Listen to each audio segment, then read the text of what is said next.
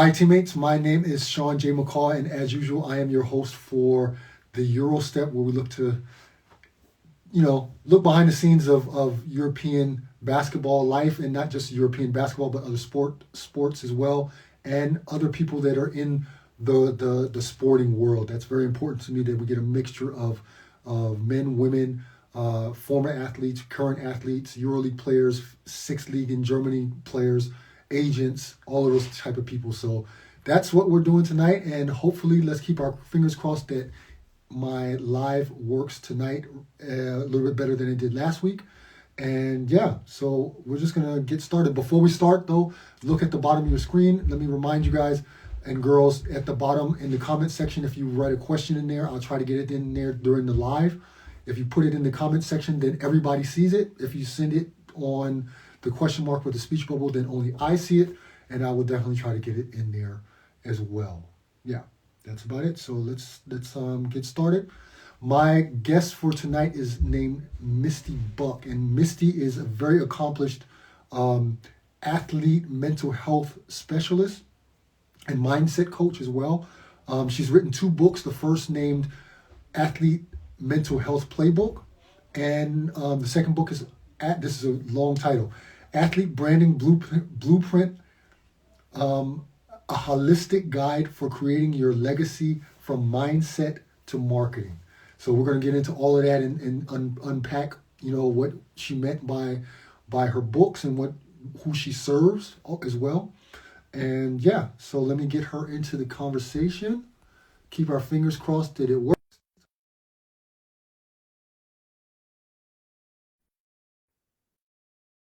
Oh, I still got the yes, it worked. Yay, we did The crowd it! goes wild. The crowd goes wild. Okay, let me adjust my thing right here. Okay, so there we go. So, Misty, thank you for coming on. Thank you for taking the time out of your busy day and coming on to educate my teammates as far as to what you do and your journey in the sports world. How are you doing? I am awesome today. It's still day here. It's only 4 o'clock here in Miami. So everything is so far so good on this Monday. How about you? Everything's fine. How's the weather out there in Miami? It's Better than actually German weather, I'm sure. really, today is really nice. It's been hot, and it was a little rainy this morning, but for some reason today it's kind of cool. It's going to go right back up and be super hot, but I'll take what I can get for today. So I love it. That's the thing about German weather that I'll never grow warm to the crazy weather here. But I chose to live here, so I guess I got to deal with it, right? yeah, yeah, yeah. So this is how it's going to go. This should be more of a conversation and an actual interview with me asking you a ton of questions. So feel free with answering how long, what you want. This is your show, your journey. So please feel free to share what you like in any length necessary. Um, yeah, and then let's just try to have a good one. Let's do it. I'm excited. Let's get started. So, before we start, tell the people out there exactly. I mean, I try to give it justice what you do, but I think it's better when it comes out of your mouth. What is it that you exactly do? That's a question. So I, no, I am here in Miami, born and raised. I am a mindset and mental health coach for athletes and also entrepreneurs and professionals. And I think I heard you mention the book. So I'm the author of 2 books, the Athlete Mental Health Playbook, not super daunting, and the Athlete Branding Blueprint, which just came out earlier this month. So actually in February, late last month. So Mhm. super excited about that. I do some speaking and all that kind of stuff. So, but that's my passion. I also own a digital marketing agency in Miami. So if you're wondering why a mindset and mental health coach wrote about branding, that's why. My background is in marketing, and I've owned the digital marketing agency for 15 years now. So I do both, but I really, really love, Sean, I love working with people one-on-one and helping them, especially high achievers, and taking all those things that we all deal with, but for you on your level, meeting people where they are and Yeah. working towards those mindset shifts that maybe are happening, like sometimes like subconscious stuff is happening and we don't even know. That's how we're approaching life. And so you really need someone to kind of help guide you through that. I Yeah. have coaches and I have a therapist and all these things. So, you know, it's super important, I think, to be that resource for people. So that's what I really love doing. It's interesting that you said that you have coaches as well. Like, I do. um, it's funny because I started with this Instagram stuff and with the release of my book. And one of the first people that I contacted is someone you know, Taj Deshawn. Yeah, And Taj. he was one of the first people that I reached out to because I had absolutely no idea what the fuck I was doing with any of this, with Instagram and the book and everything. And I reached out to him, and he was really graceful with his time, and really helped me out a lot. And through him, I kind of started searching through his friends list, like who is he talking to, who is he is influencing him, and I came across you. And so I've been following you now for like 2 years. And you know how I do it basically is I start following somebody and then I just kind of like watch them. I don't really write or anything. I just kind of watch how they move. And I watched you for a long time before actually hitting you up. And you were also very kind and stuff and answered a couple of questions way back. And yeah, and then you also wrote for my blog, you know, and I think it's great. That's one of the good things about social media that people can reach out to people and that you wouldn't ordinarily. You're in Miami, I'm in Germany. How Right. could we have linked up, right? And used for good, the internet can be quite, social media can be quite uplifting. And like I watched you, I watched Taj a lot, you know, so I learned a lot through that process. And of course, everybody needs a coach. You know, everybody needs somebody that a mentor or somebody, even if that mentor doesn't know that they're a mentee or a Yeah. mentor, you right? Yeah. Do you find it also like that, like in this social media realm as well? Yeah, so I have people who I may not have even met in person yet, who I Mhm. consider Yeah, to be mentors, or who, yeah, we've never met in person, but like people that, you know, that like inspire you. And I'm really right. careful about how I curate my social media, not only because of the way that the algorithms work, but I think it's super important to your mental health and wellness that you're really being mindful of who you're following and what you're interacting with, Yeah, because you want to lift yourself up, right? You want to create that bubble of empowerment. And so I'm really big about doing that on social media and looking for people to follow and observe and interact with and cheer on, right? Because whether I right, know you or not, I want us all to do well, and I want us all right, to help one another do better, because I mean that's the whole purpose, I think, of life, right? Is to right. lift each other up and help one another. So I mean that's my joy in it. What was it like for you growing up? Were you always, what sport was your sport? What did you kind of do? And were you always into sports or what did it come later in life? Yeah, so I grew up around sports. So I actually, as an athlete, was a cheerleader, and then I coached cheerleading for a little while after that. And but my dad was a football coach and a roller hockey coach, because in Miami, you know, ice rinks are hard to come by. So Yeah, we they play hockey on the blacktop there. We call it roller hockey. It used to be really popular when we were growing up. I don't know how popular it is now, but we, you know, we was around that. My brother was an athlete, so we're just kind of always in these environments. We had growing up season tickets to the University of Miami football games, and that was in like the late 80s, early 90s. So those were like the really notorious fun right, teams. Yeah, right. Mitch, I was a cheerleader. I don't know if you knew that. um, but yeah, so it was like I just really fell in love with all that energy. Like I loved being at the park. I loved the smell of the fresh cut grass. I loved the camaraderie. It was like I was a part of something bigger than myself, and that started in youth sports.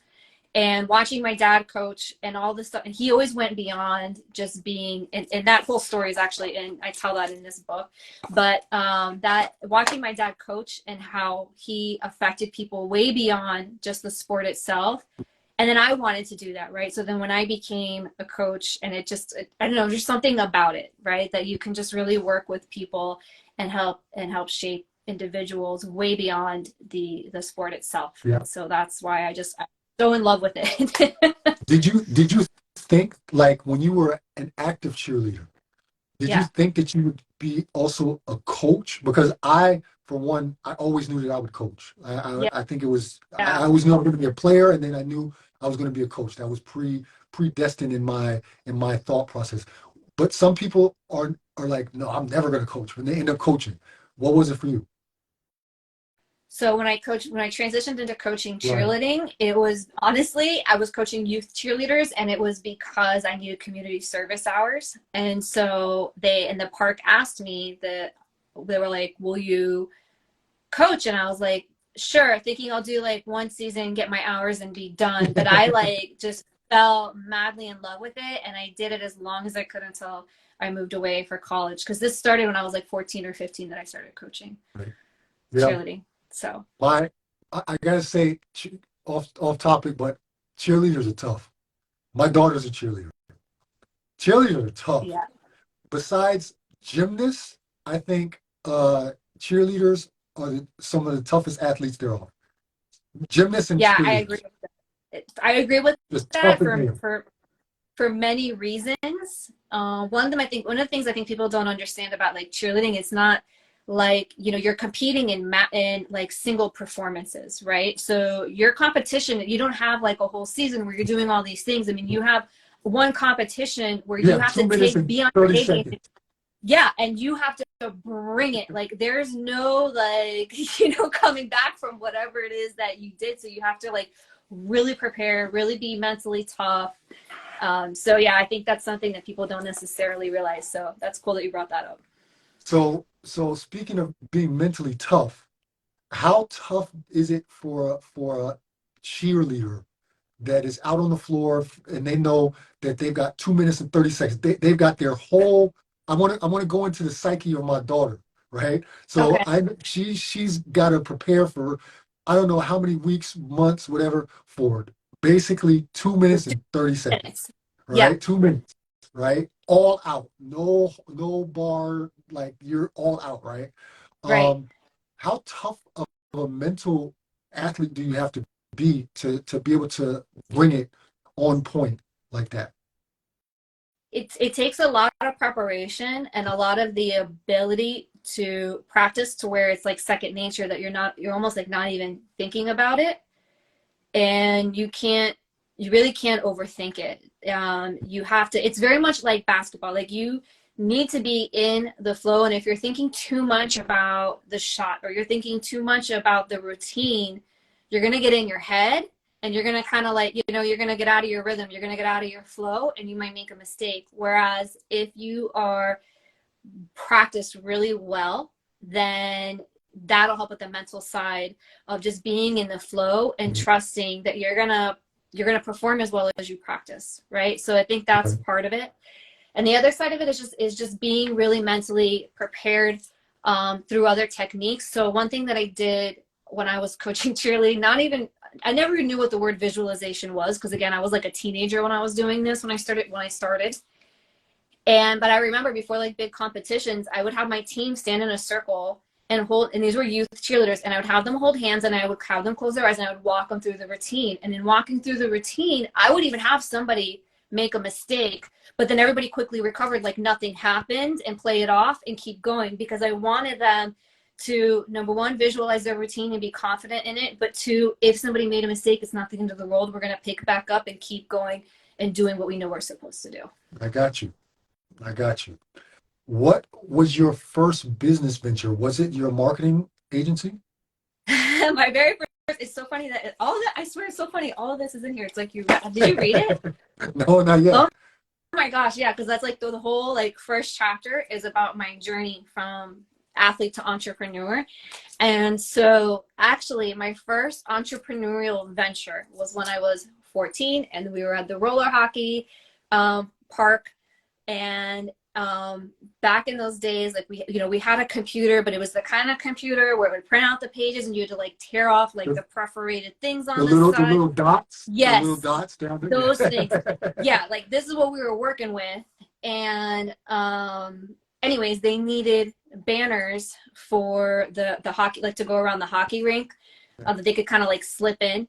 And so for whatever reason, they found out that I knew how to work the banner graphic design program on our computer. And they're like, Misty, can you make banners? So they paid me like $30 a banner. Hey, at And 14, that's big time. yeah, that was like my first entrepreneurial thing at like 14, 15 years old. And I was laughing because like it had roots in sports and in marketing. And so that's kind of how that was my first entrepreneurial role. I mean, other than like babysitting, right? But Looking back on it, what did you learn from that very first gig? You're making $30 to yeah, make signs at the hockey rink. yeah. What do you think you learned that you carried on for later? That, you know what? I've never thought about it that way. That's a really good question.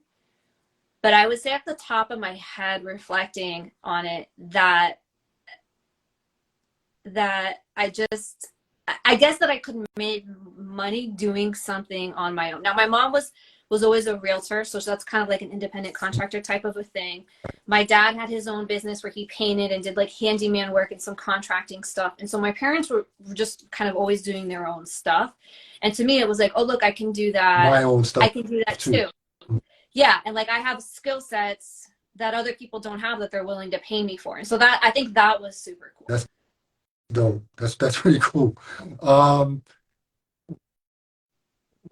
Was there ever a moment looking back on it as you first got started? So after, let's say after 14 and you outgrew the hockey business, was there ever a moment where you started doing more and starting to really invest your time into being the course that you're on now? Was there ever a time where you thought, maybe this is not for me?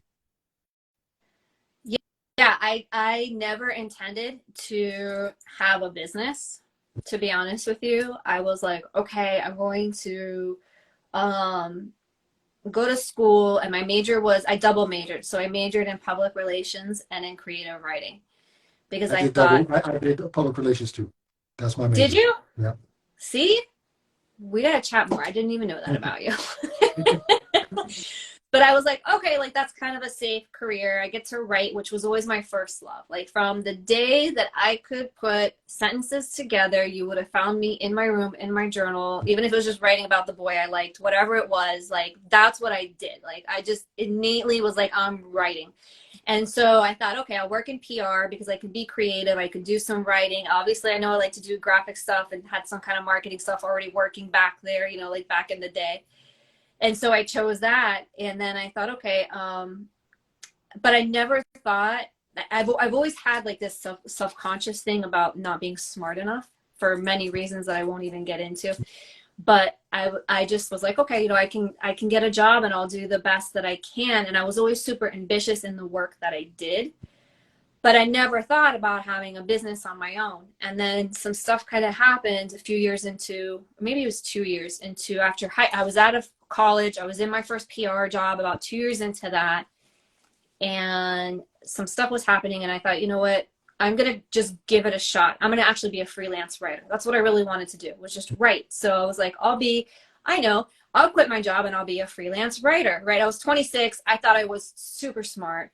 So I was like, okay, yeah, I'm good at my job. How hard can it be to run a business? Zero business experience other than the hockey rink. No idea how any of that works, right? But just thinking I know how to do my job, so I should know how to run a business. And so that I laughed because that was January of 2008. Well, that's when we had that big crash here of the Great Recession, right? So not a good time to start a business, and not a good time to start a business that people are pulling their money from, not putting their money into. Right. And so like, but the silver lining in that was it led me to do a few things. One, I had to get a part-time job so that I could keep my dream alive, but also keep money coming in. So one of those jobs was working as a recovery coach at a residential treatment center for women with eating disorders. Okay. And that sparked and reignited my love of coaching and working one-on-one with people and really helping make a difference in people's lives. So that re-sparked that. And then the other thing that came out of that was I had a lot of time on my hands. So I started noticing this thing called social media.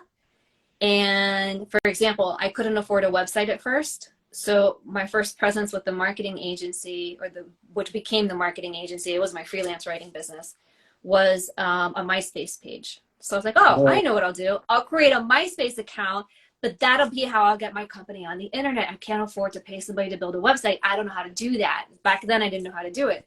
So that became that. And then as I studied it, I was like, I think there's something to this. I think businesses are going to need social media to get in front of consumers. And so I shifted gears from just freelance writing to also doing social media, which again, at that time, people are not spending money in their marketing, and they're really not super interested in giving money to some 20-something who's going to use this new thing called social media. That's just a fad, right? But I kept at it, and eventually it became what it came. And 15 years later, here we are. So, what's the name of your marketing company? The marketing agency is called Miss Inc. INK. Why Miss Inc? Miss Inc. because again, when I was going to start it, it was going to be a freelance writer. So I thought ink like a pen, like ink from a pen. So it was MISS and then Inc. INK. And then it just kind of became, although people today are like, do you do printing? Are you a tattoo artist?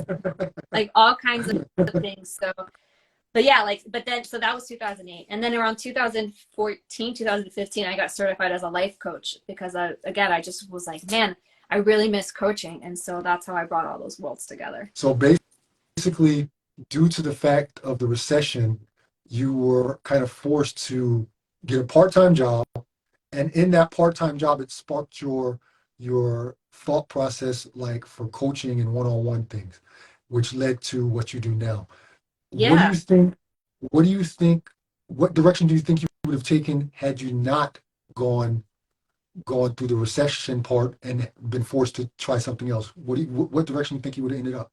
Kind of hard to say, I know, but I don't know, and I don't think about things like that because I think we're right where we're supposed to be, and I think we make the decision that where we're supposed to be, and even if you get off track, you get right back on track to where you were supposed to be. So I think I've always been meant to work with people in a couple of capacities because, like for example, when I pray every day, I ask God, show me how to use my gifts to be of service.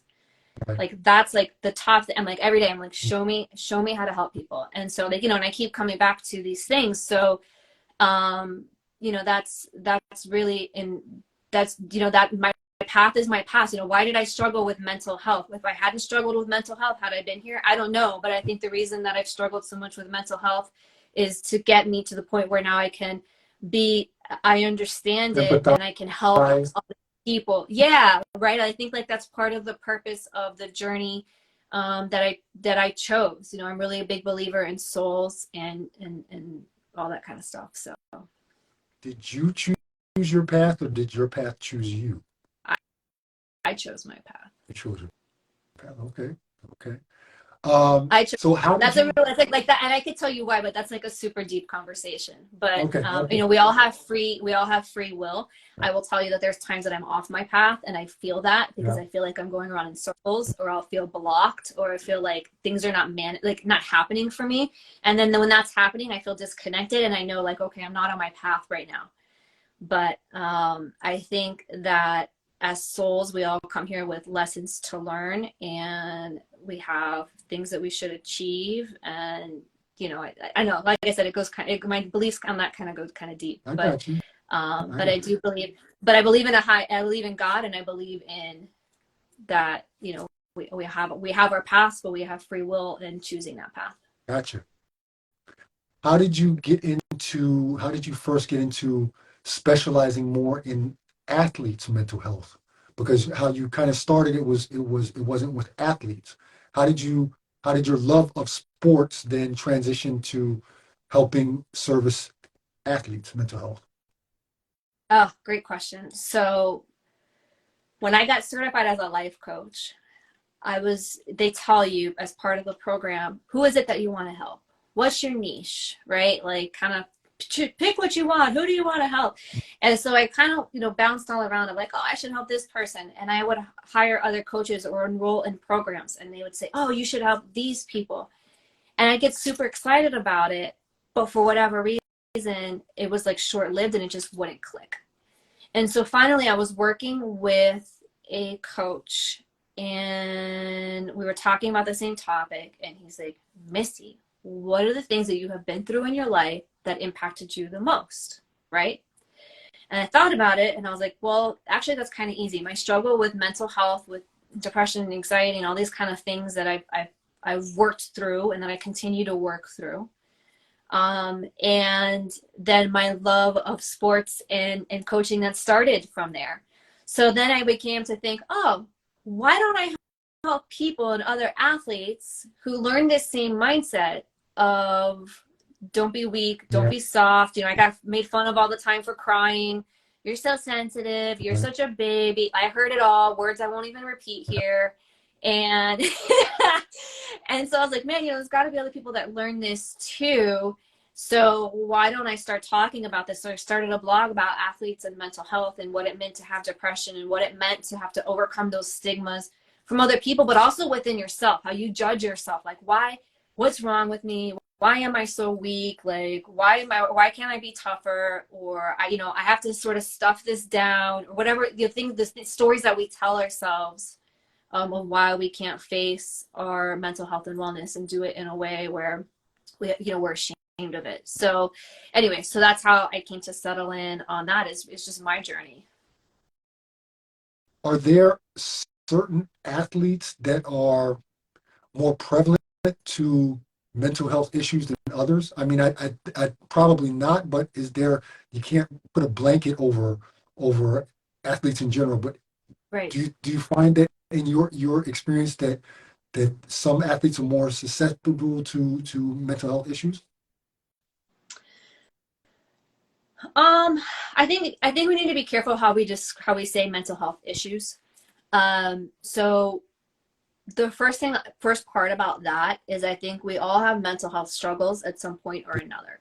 It doesn't mean that you're going to be diagnosed with depression, anxiety, PTSD, OCD, or any of these other illnesses, right? So if we think of mental health the same way that we think of physical health, sometimes your physical health is going to be a little bit off, right? Sometimes you might, for example, sprain an ankle, and it is what it is. You've sprained your ankle. It doesn't mean that it's broken. Doesn't mean you're not going to get back on it quickly. It doesn't mean, whatever, but it's still something that needs attention. So physical health and mental health is the same thing as physical health. So we don't want to say physical health, mental health. I don't like to anyway, and have that be interchangeable with illness. But, the fact of the matter is we're all humans. We're not robots. We have emotions. And some of us are, we all have our own journey. Some of us have things in our past and in our current life that we have dealt with or not dealt with. And everything that you have been through affects who you are as a human being, right? So your personality, your beliefs, all those things are based on experiences. They're based on environment. They're based on all kinds of different things. So it's hard to say like, oh, okay, this person's more susceptible to mental health issues than somebody else, because at the end of the day, we all have gone through stressful situations. At some point, we're all going to have to grieve a loss, right? At some point, we're all going to question our purpose and our identity. And so those are things that everybody is susceptible to. Good point. Yeah. This is something that I ask or not that I ask myself, but something I fortunately haven't had to deal with so far in my young career of advising athletes. But have you ever worked with someone that you just weren't really feeling? Like, that you not that you didn't like them, but that you didn't like? Never worked with somebody that I haven't liked. Before I work with people, especially one-on-one, I have group coaching, but particularly one-on-one, I like to have an initial conversation with them, because I want to make sure that we vibe. Like, I want to make sure that I vibe with you and vice versa. And if it's not a good fit, let me help you find somebody who might be a better fit for you.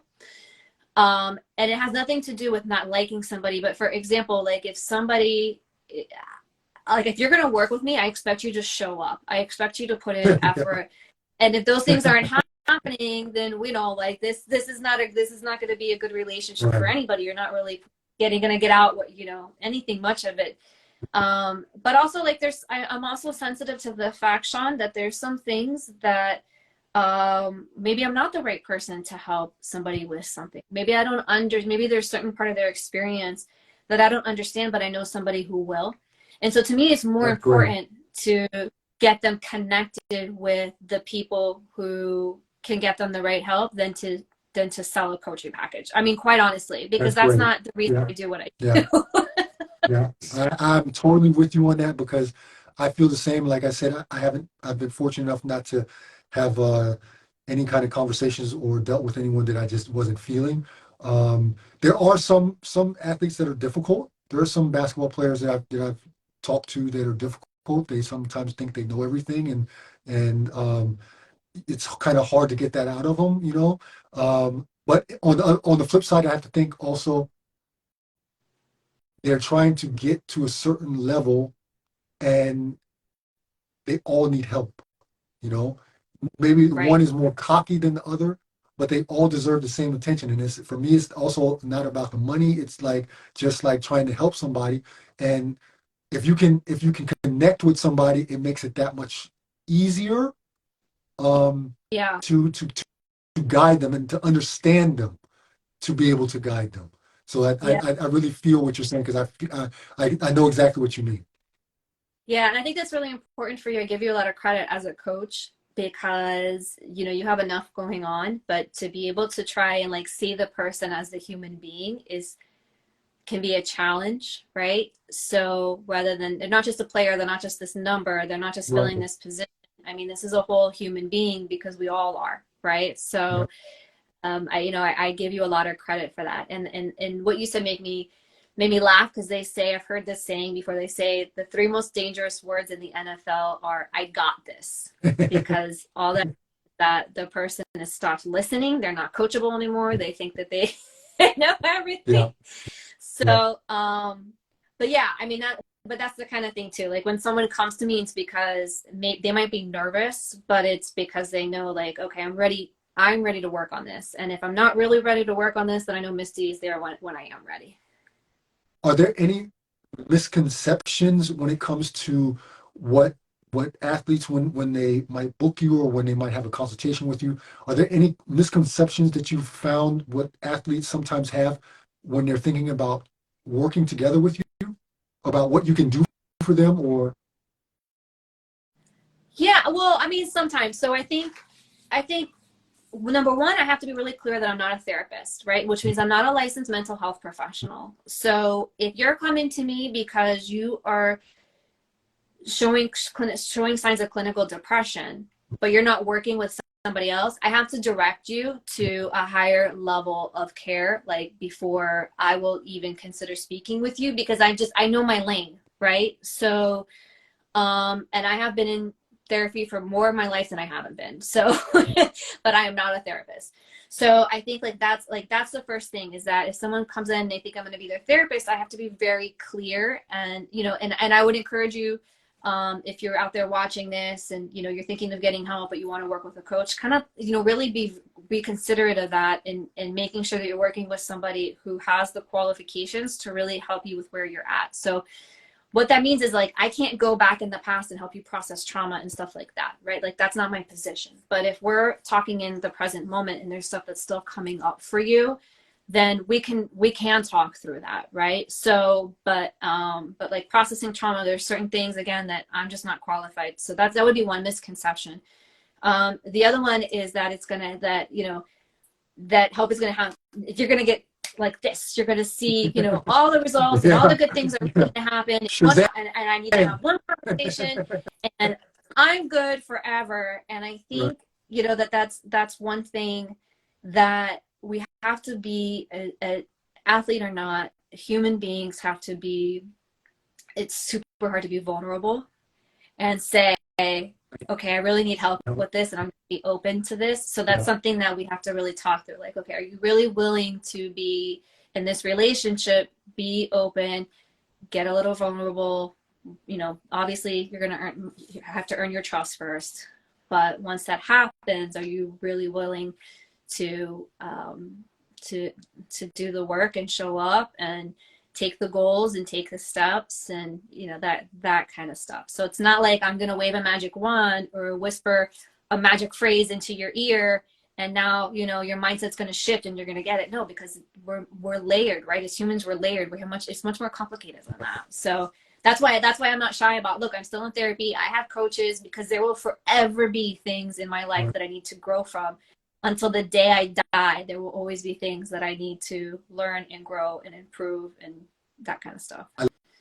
love to hear that because we're not in exactly the same way of coaching or the same lane of coaching, but I also have to deal with what maybe drives me crazy the most is a common misconception about what I do with advising basketball players is that, like you said, you wave the magic wand and you're going to have a job.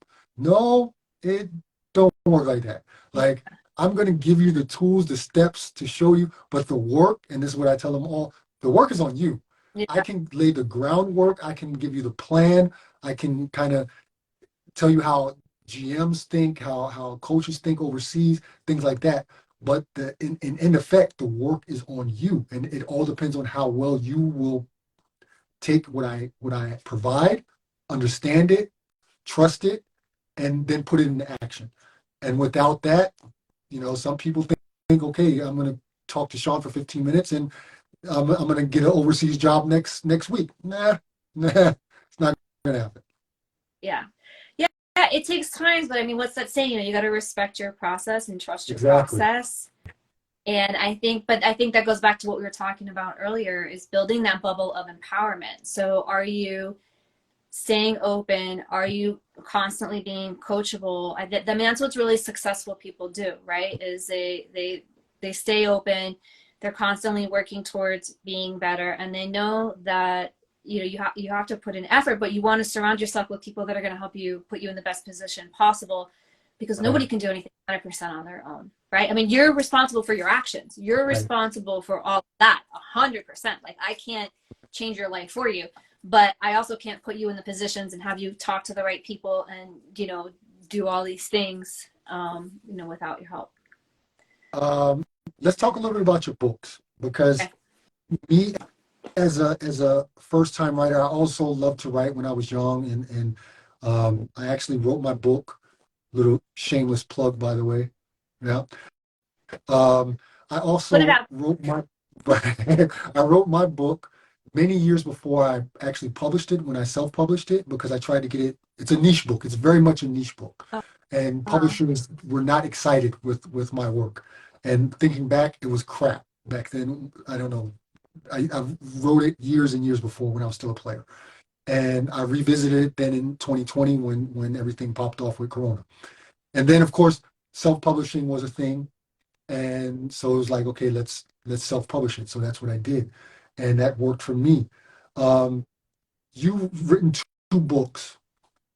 What was your motivation behind your first book, Mhm. and compared to your second book, which one was easier to write? That would interest me. So, oof.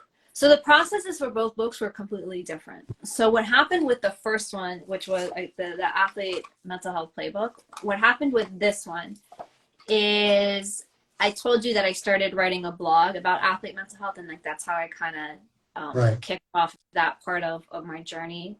And what I decided as I was going back and looking at them, I'm like, man, like I should kind of like package these because they're kind of like piecemealed all over my site right now. So at first, what I did is I put a bunch of them together into like a PDF document as a free download on my website, and I just let it sit there. And then someone introduced the idea to me about self-publishing, and I was like, wait, I can put together a Yeah. book and put Yeah. it on. I was like, what? Yeah. So I spent some time learning about that, and then what I decided to do was take that PDF and revamp it a little bit, add some Mhm. worksheets to it, rewrite some areas, add some stuff, and then package it as the athlete mental health playbook. And what's funny is I actually almost didn't publish it. This was in 2020, and I was like super nervous. I had always wanted to publish a book, but I started with like that imposter syndrome stuff, and I started with some of that self-doubt, and was like, this, I don't know if this is going to be really good and this is really going to help anybody, right? Right. Or like if this is actually going to hurt me because people are going to read this and be like, what an idiot.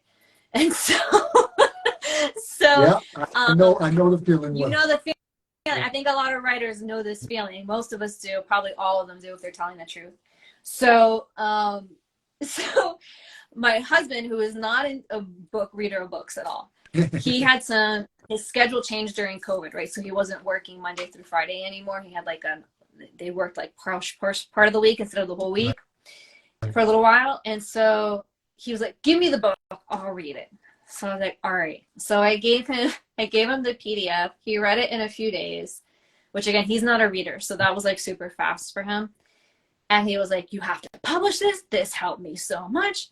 Da, da, da, da, da. And I was like, all right, I'm going to do it. And so I had already taken the motions to have it formatted for a book, have the cover done and all that stuff. But I was just kind of like waiting to press send on Amazon because I just was like to publish because I was just nervous. He's like, you have to do it. So I did it. And the freaking doors that opened from publishing that damn book has been unreal. Like it's, I mean, it's just been amazing to me. Even to this day, people who tell me that they're reading it, and it's been almost 3 years since I published it, and like that helped me. So, so that process was a little bit different. This one, someone was like, you should take what you do with mindset and mental health and combine that with what you do in marketing. I thought they were crazy. I was like, how the hell am I going to do that? But as I thought about it, I'm like, wow, you know what? Like the mindset piece in developing a brand is so important and so big. And so I started just working on the concept for the book. I created an outline, and then I created a goal of how many words I was going to write a day. And so that process was completely different because I wrote it from scratch. So it's hard to really answer your question and compare them because they were just two different processes. How did you feel after we're going back to the first book? Because I remember also feeling very hesitant to push send to push go on Amazon, and it really prints, right? And how did it feel for you after actually pushing send? Was it like a relief? Like, I was excited, but I think I probably wanted to throw up too, right? Like just like, oh my God, what did I just do? But I remember the day that the hard copy came in the mail, that I finally got the hard copy, and I was like, that's a moment. Holy shit, I am a published author. Exactly. And for the rest of my life, even after I die, I will have left some sort of contribution on the world to this book. And that was a feeling that I will never forget. I mean, that was just super, that was like a huge moment. I am totally with you on that, because I remember when I got it's funny because when I got the proof copy, it was, it's got the strip on there. This is a proof copy, not for resale. And what I was disappointed with was the cover, and how it just didn't look, it looked off. It wasn't like the final version of the book cover. And I was just like, oh, this is some bullshit. This is not what I expected, right? This is nice to have. Yeah, I got to go through it and make sure everything's right, but I'm not really feeling this.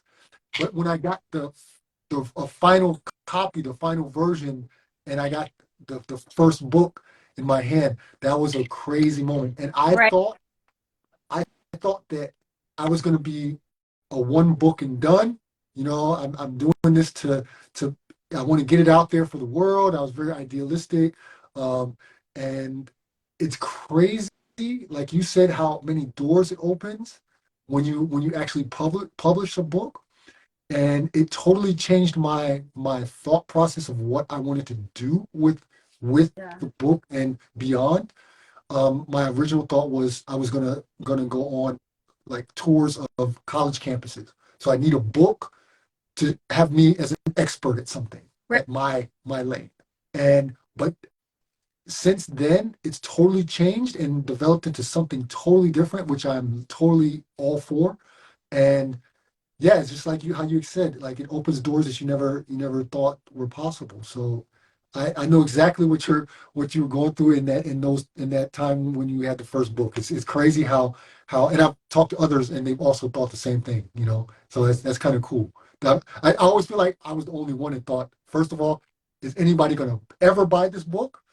And secondly, like, okay, it's selling, it's okay. That's not what I'm in it for, but people are actually receptive to what I have to offer. Right. So that's pretty cool. That is great. Let's talk a little bit about the social media side of business. Okay. Um, how has okay, you got on pretty early as far as the social media, use it for business kind of thing when you went Yeah, we on the MySpace were one of the stuff. first agencies in Miami offering that service. Yeah, so you were And in the I game early. want So because you were on so early with the social media thing, how has it changed and how has it changed your kind of overall strategy with how you operate with all your businesses? just social media in Right, general. right. Well, I mean, it certainly, talk about opening doors. It's opened a lot of doors. It opened the doors for a brand new business. It opened the doors for, really locally, especially in my area. That's what people know me as, the social media company person.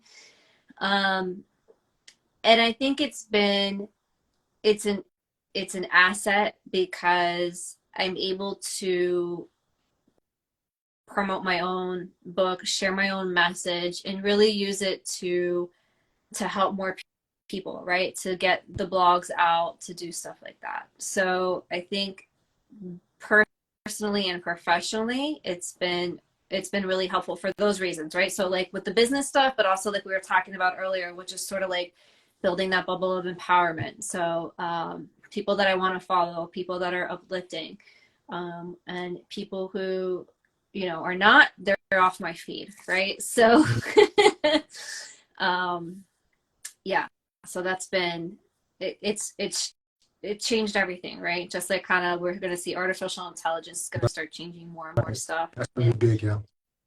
yeah, so it changed a lot. It changed a lot of stuff. Thinking back to when you first started in social media till now, what's been the worst side as far as business goes for you together with social media? We're side as in how. Something that you wish wasn't there, kind of something that you wish was maybe in a simpler time. You know what I mean? Like um, that has changed over the course of these years that you've been in business and social media as well. Something that is maybe a negative. So I think something that social media does is it makes everything and everybody like instant access Instant and gratification. instant gratification, but instant access. So a lot of conversations that I'm having with people, like in the last year or so, have to do with boundaries. And how do you allow yourself to be on social media and use that platform and get the most out of it, right? Get the most juice out of that lemon without letting it be something that burns you out, right? Because I think we're so connected. It's a beautiful thing that we have this instant connectivity. It's a beautiful thing, Sean, that you're in Germany and I'm in Miami and we connected through social media. And now here we are having conversations like this, and plus all the conversations you and I've had together, right? But I think on the flip side of that is setting boundaries and saying like, no, I'm not on social media at this time. I'm going to put my phone away at this time of night. I don't need to be connected all the time. Where it's like it's like almost like a drug. I gotta check my notifications. I gotta check my messages. If I don't, because I've been in this position where I'm like, oh my God, if I don't respond and I don't respond fast enough, they're gonna think that I'm not serious and that I don't care about them, and I'm gonna lose opportunities and da da da da da da da da da da da. So I think that's one of the downsides of it is that having to learn and now teach others just how to set better boundaries. Not just with social media, but I think all around with technology, is people feel like they have just so much access to you. I'm seeing that particularly post-pandemic is because when everything shut down and everyone was working from home, there was like the boundaries, like there was no Yeah. more the 9 to 5 stuff. Like boundaries No, like went out the window over. because everyone's like, oh, everyone's home. I can text them anytime I want. I can call anytime I want. And that sort of has stuck, that people, they just are like it's just like around the clock. They think they can, like get a hold of you. And so that's something that I'm really big on is those boundaries. And so like I don't even have my notifications go off on my phone, so I don't know what happens on Instagram until Me I go either. in and Me either. check it. Yeah. Me It's too either. But much. I'm also learning that boundaries, that I don't have to do stuff. I'm trying to learn how to schedule stuff as well, so I don't have to. But it's hard because I'm a one man show, and I feel like when somebody takes the time out to write me, I feel like I kind of have to get right back to them, and it's not always like that. It's not like that at all. No. But I feel like if you take the time to ask me for information, ask me for help, then I need to get back to you. And that's one thing that I struggle with. I've definitely gotten better at it, but I still struggle because, yeah, like I said, I'm a one man show. If you write me, I'm the one that's writing you back. Like I answer every DM. I don't Right. have a team. I don't have a social media manager that handles all my DMs. So, and I really enjoy that part. Now, I think the next step for me personally is how I see my venture growing. It's growing slowly, which I really am thankful for. I do not want to go viral. I'm very content with how things are going, right? And I think still the next step for me is then to delegate, to hire people, or not even hire people, have people in my team that I can trust, that I Yeah. know I trust, and to delegate and give some things up. And that's going to be, when I get to that point, that's going to be really tough to me to figure out what I can give up and what I should still do by myself. Yeah. Yeah. That's always a challenge, but it's a necessary challenge, Yeah, right? yeah, Because like we were just talking about earlier about, building teams and trusting your teams. And I think that you have to do that. And then in terms of, setting boundaries, look, like the world is not going to spin off its axis if it takes you a little bit longer to get back to a message. yeah. And some people I've seen, they'll even have like an automatic reply, like, hey, thanks for your message. I'll get back to you as soon as I can. So that it kind of puts the person on notice, like, hey, I'm not there, but give me 24 hours or so to return your message or whatever. You know Right. what I mean? Or like, these are the hours Yeah, I check my messages. However, it's ultimately going to work for you, I yeah. think is what's important. Like for me personally, on my phone, my do not disturb goes on at a certain time of night every single night and does not come off until a certain time, that it's automatic until the next morning. Because if someone is gonna text me or call me and they're not a family member, I'm not checking it. I got you. So, What is next for Misty Buck? what is next? That is a great, great, great question. Well, I mean, I think one thing that I'm really passionate about this, so the other book just came out, so I'm super excited about that.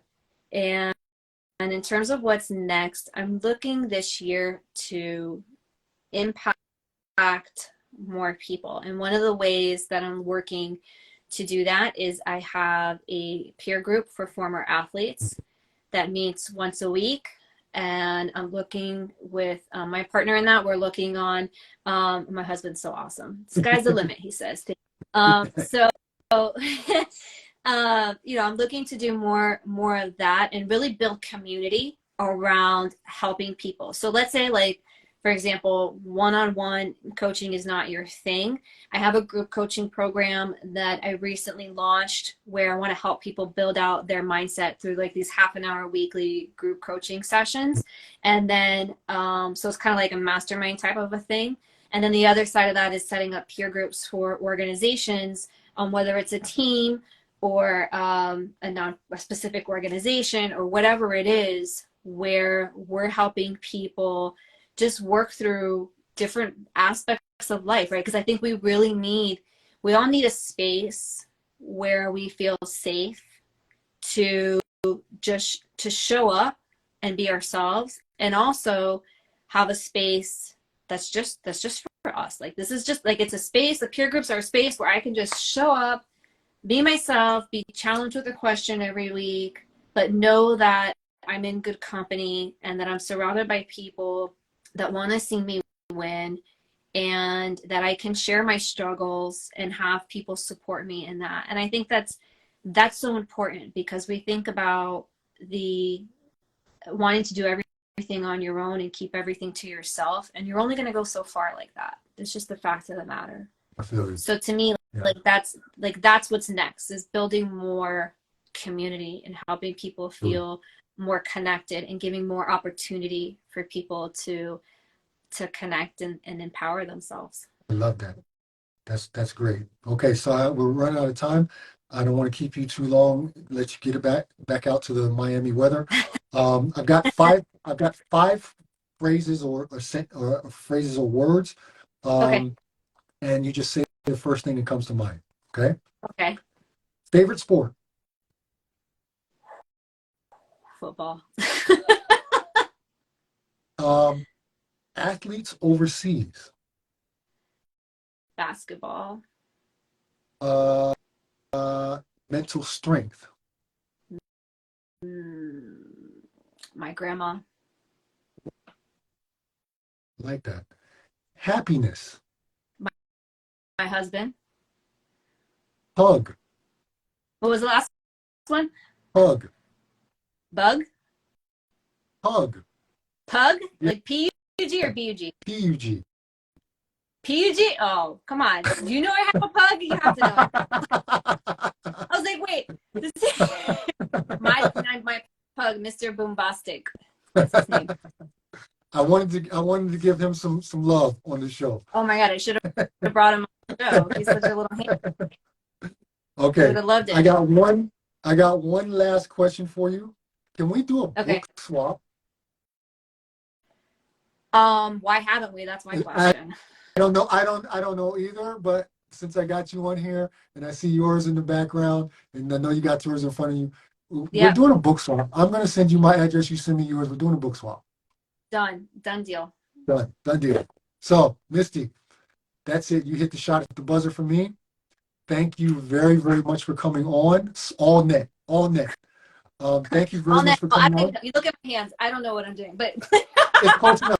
It's close enough. Don't worry. How to pretend. It's close enough. Don't worry. So thank you for coming on. Thank you for sharing. Thank you for also writing on my blog. I really appreciate it. I got good response to that as well for overseas athletes. That's really awesome. And your community is awesome, man. Like your community, let me tell you, you guys show up and you show out. And I mean, I've gotten like likes and stuff like that just from you sharing stuff. But your community, they roll deep. And I think that's really that speaks a lot about you. Thank you. I really appreciate it. And so we'll be in touch anyway. So let me say goodbye to the teammates. You get on up out of here. Go have a nice drink in the Miami sun with your husband and your pug and Mr. Bombastic. And we'll talk anyway. And thank you so much for coming on. I really appreciate it. Thank you. I appreciate you. We'll chat really soon. I can't wait to get that book. All right. Bye. Thanks. Bye. So teammates, another one in the books, another one that I'm really proud of, and I hope Misty was able to give someone out there some kind of look into mental health. We didn't go that deep into it, but she's someone that I follow for a long time now, and I really appreciate the work that she does for athletes in general. So if you're out there and you feel like you need someone, some kind of support, and you're looking for someone to help you out, that's definitely an address that I would suggest that you check out and really talk to her and get some kind of help. So she does really good work. If you didn't check out the blog that she wrote a couple of months ago on my webpage, then please do so. If you're struggling with any kind of mental health issues, please find support, whether it be through Misty or through someone else. Please find the support that you need. I think that's very important. And I'm really thankful that she was able to come on and that live worked this time, and she was able to give some insight to what she does. Other than that, tomorrow, very important, I have another episode. I got a 2-day back-to-back. Got a really interesting guest tomorrow, Corey Harris, and I'm really looking forward to that. Really want to get into to the coaching side a little bit and see about, personal skill coaches and things like that. So I'm really looking forward to what he has to explain tomorrow. So, like as usual, thank you if you were here for 1 minute or if you were here for the whole hour now. So thank you for showing up. If you were oldie, thanks for being here. Thanks for showing up every week. If you're a newbie, I hope to see you tomorrow and in the future. So that's it for me tonight. I hope everybody's safe. And yeah, see you tomorrow. Old head out.